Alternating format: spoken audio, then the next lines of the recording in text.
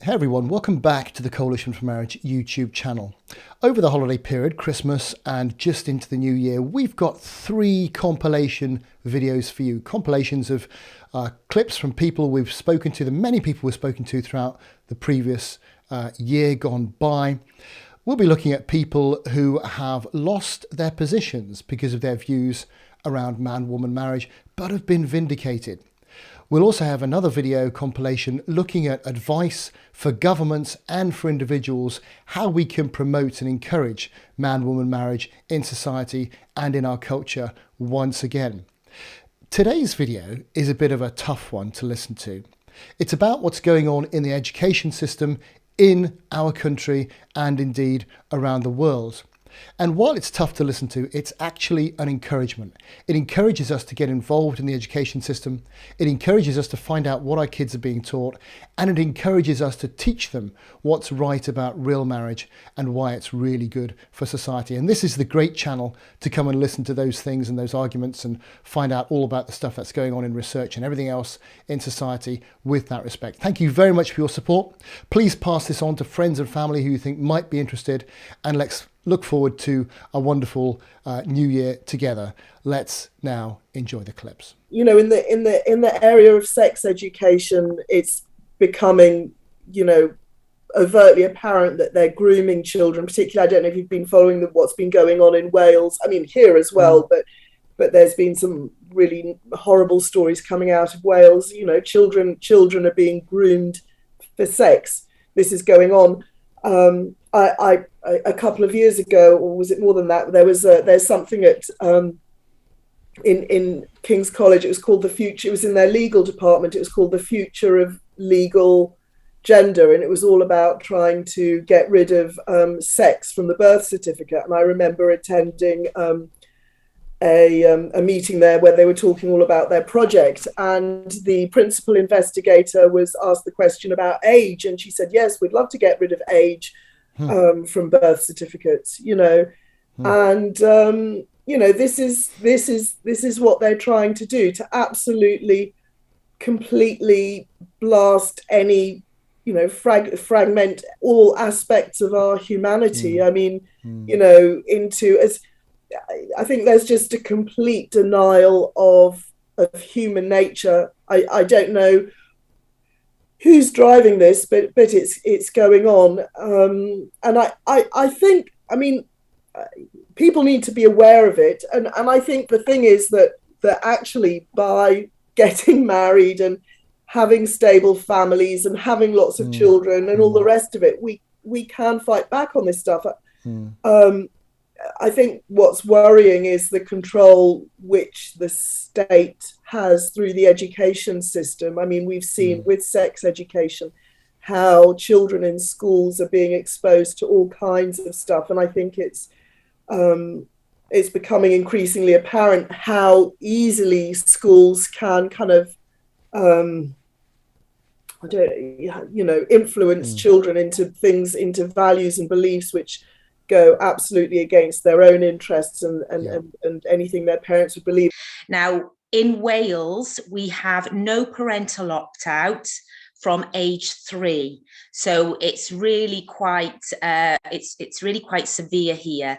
So from the age of 3, children will be taught about sexuality matters, relationship matters, and things that parents don't want their children learning about. Queer theory that intends to take away all the heterosexual norms. They want to take away all those norms in society to make room for all these different types of sexualities and different types of genders that they seem to come up with, and this list is growing all the time. They keep adding different varied sexualities and genders. So they want to take away that, the man-woman, the normal Yep. man-woman relationship as being a normal way of living. That's their intention. What's even more worrying, they want to break down the barriers between children and sexuality. So there's a lot of sinister undertones here. There was a study, actually, 87% of primary school children believe everything that their teacher tells them. Yep. So where they're bringing this education into the schools now, and we do know of actual books that are telling children, you're not necessarily, the sex you are born in doesn't necessarily mean that is what you need to be. They are actively encouraging children to change their gender. A very adult, complex decision to make, and something that a child should never be encouraged to, go down that path. Let me give you the science on the transgender, I think, which is what I think you're referring to. There are cases of legitimate cases of transgender identity, and here's what I want to emphasize the most, though. They're extremely rare. They're very, very rare. So there's a 1 in 10,000 chance of being born with a transgender male to female identity, and that's the more common one. The other side, female to male, is 1 in 30,000. So you'd have to look at an average of about 1 in 20,000. So the idea of having several kids in one high school that are transgender, legitimately transgender, no, that doesn't compute. And I totally agree with that marriage should be taught as the optimal form. Other forms are allowable, but the marriage should be the optimal form that's taught. The process happens extremely rarely, but it does happen. And so you can have, again, you have male genitalia, male body, basically, and you can have a female. You can feel like you're a female in a male's body. But the point I want to keep emphasizing over and over again is that it's extremely, extremely rare. And I believe there's so many, the social contagion of this is really, really putting a ton of young people at risk, especially if they go through the, the processes of the gender, the hormone blockers, the surgeries. I mean, it's going to be way too late down the road for them to realize that they're going through stages as young people, like we've always seen young people go through adjustments and different things that not feeling like they fit in and all that type of thing. Right. I think so many of us have been quite surprised and alarmed at what we've seen happening in the schools over the last couple of years. At least that's the way it's been in America. I'm assuming you've seen similar things very much so. where you are. And it seems to have, for many parents, come out of the blue. And what I kind of do in the book is show how this has all been rolled out and how it's been rolling out for the past 20 years, bit by bit by bit. And it's very intentional. It's very sexual in nature. And that is all to undermine this establishment of stable families. So you ask the question, why is sexualization such a huge part of the anti-family agenda? And at first it doesn't make a lot of sense, but if you look closely, it makes perfect sense, because sex is the thing that creates people. Sex is the thing that creates babies, creates new life. And the way that life begins is pivotal to the rest of that life. Not that, difficulties up front can't be overcome, but the data shows, overwhelmingly that children who are born to and raised by their married biological parents statistically do better. It doesn't mean other people are doomed, but those children prosper all across the board in every measurable way, more than children in other living situations. And so if your goal is to usurp the power that mothers and fathers and families inherently have, you have to break the family apart. And so if you so this goes back to the original document that I said that I found that was concerning to me about children's sexual rights. Let me give you a quote from it so that you understand what I'm talking about. So there's one quote in this document by International Planned Parenthood Federation, and it says, "Sexuality and sexual pleasure are important parts of being human for everyone, no matter what age, no matter if you're married or not, and no matter if you want to have children or not." And then it goes on to say that governments and leaders have a responsibility and duty to respect and fulfill all sexual rights for everyone. So that's a quote. And that's very clear that their agenda is sex and sexual pleasure are human rights for everyone at all ages. This is their language. So if you convince a child in their youth, if you're able to get to the mind of a child, which most mothers and fathers would not allow this, there are barricades to children being sexualized. But if you get to the mind of a child early and convince them that sex is not a great power to be mastered and used to form a family, but rather it's just something fun you do on the weekend with your friends. It's meaningless fun that just feels good for the moment, that you have a right to, that you have a human right to express.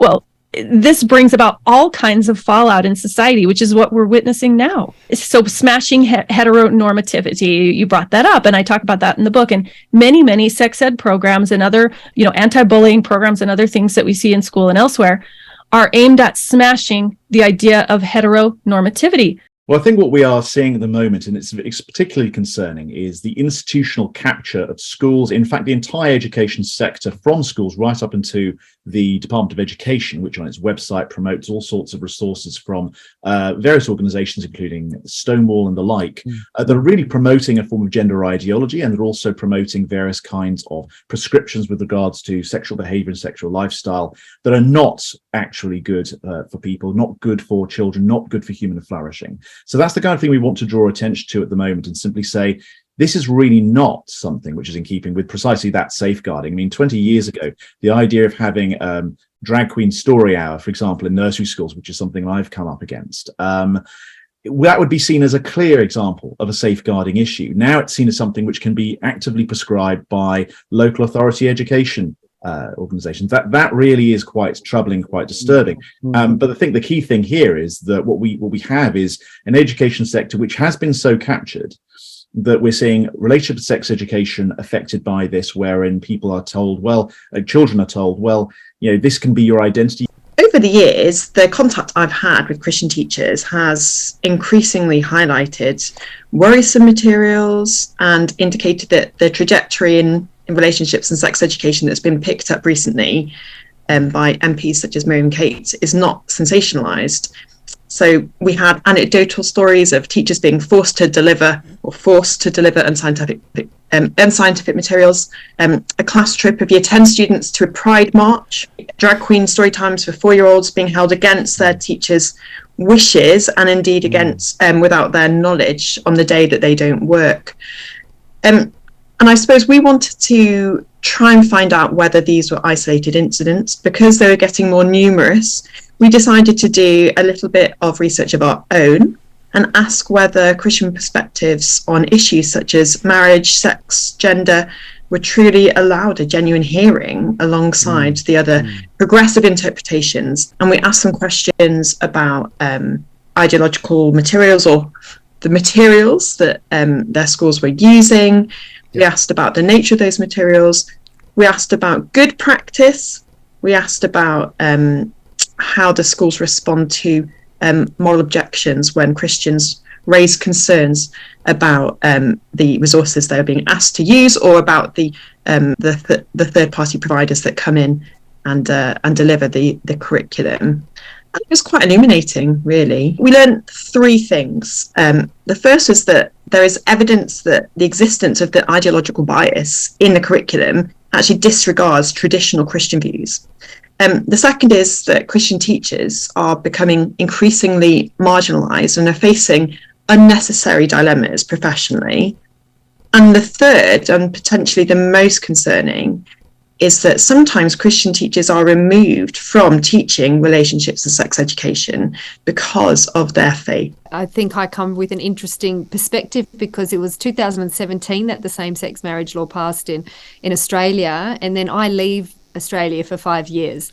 I come back and Australia is a very different place to when I left it, with the gender ideologies sweeping throughout the schools. In most schools, you do have kids that are identifying as the other gender, and many that are actually transitioning now. So we can see that when you undermine gender at that legal level, gender being the qualifier for marriage, And when you undermine that, we see the consequences like we're seeing today with the undermining of gender at every level. And it really is disturbing and really tragic to see children are the ones that suffer as a result of this. We have feminist groups rising up to maintain that definition of what is woman, because they're taking away what is sacred in terms of how we identify ourselves. And then we have men imposing on these women's spaces, which I know is happening all over the world as well. So there's a movement to protect women and protect our spaces and protect our identity and the things that are unique about women. And we know from a Christian perspective that this is the way that God had created us, very unique in who we are as male and as female. And when you are married,